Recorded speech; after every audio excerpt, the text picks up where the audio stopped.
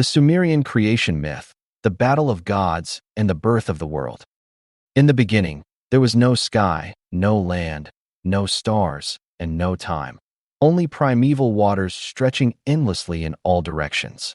These waters were divided into two opposing forces, Apsu, the god of fresh water, and Tiamat, the goddess of the salt sea. Together, they represented primal chaos, the unshaped void from which all existence would emerge. For countless ages, Apsu and Tiamat existed in stillness, until from their union, the first gods were born. Among them were Lamu and Lahamu, the early forms of earth and sky, followed by Anshar and Kishar, representing the horizons of the heavens and the land. Over time, these early gods gave birth to even more deities, and among them was Anu, the supreme god of the sky, and Enki, the god of wisdom and water. But as the young gods multiplied, they became noisy and restless, disturbing the silence of the primeval waters. Apsu, the great father, grew weary of their endless clamor and sought to destroy them, longing for the peace that once was. Yet, before he could act, Enki, the god of wisdom, learned of his plan. With cunning and magic, Enki cast a powerful spell upon Apsu, putting him into a deep sleep and then slaying him, claiming his power for himself. Tiamat, the mother of the gods, was overcome with rage. Her mate had been slain, and chaos had been disturbed. In her fury, she gave birth to a new generation of monstrous beings, dragons and serpents with terrible strength, and placed at their head Kingu, her chosen warrior. She swore vengeance against the younger gods, preparing for war. As Tiamat gathered her army of chaos, the gods trembled. None dared to face her wrath. But among them arose a champion, Marduk, the son of Enki, the god of storms and judgment. Proud and mighty, Marduk offered to fight Tiamat, but in return, he demanded one thing: sovereignty over all the gods. If he won, he would be their supreme ruler. With no other choice, the gods agreed, placing all their power and fate in Marduk's hands.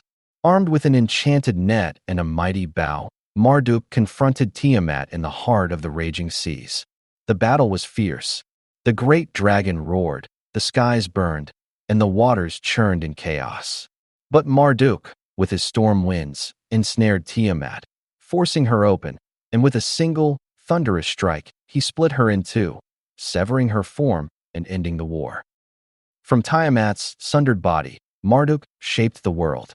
With one half, he created the heavens, setting Anu as its ruler. With the other, he formed the earth, placing the mountains, rivers, and valleys. He took her flowing blood and fashioned the Tigris and Euphrates, the life-giving rivers of Mesopotamia. He scattered her scales across the sky, forming the stars and constellations, and placed her eyes like the sun and moon, giving light to the world. With the cosmos set in order, Marduk turned to Kingu, the warrior of chaos.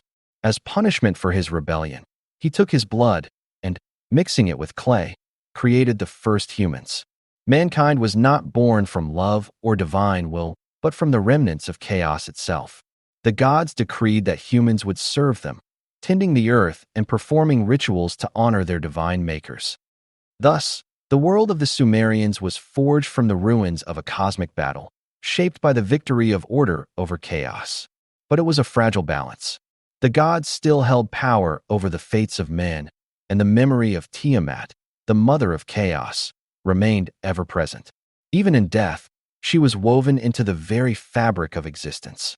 Yet, the question remains, is creation always the result of conflict? Must chaos be conquered for order to exist? And if the world was born from destruction, can it ever escape the cycle of war and struggle? What do you think? Is the universe destined to be a battleground between order and chaos? Or is there a deeper balance hidden within creation itself?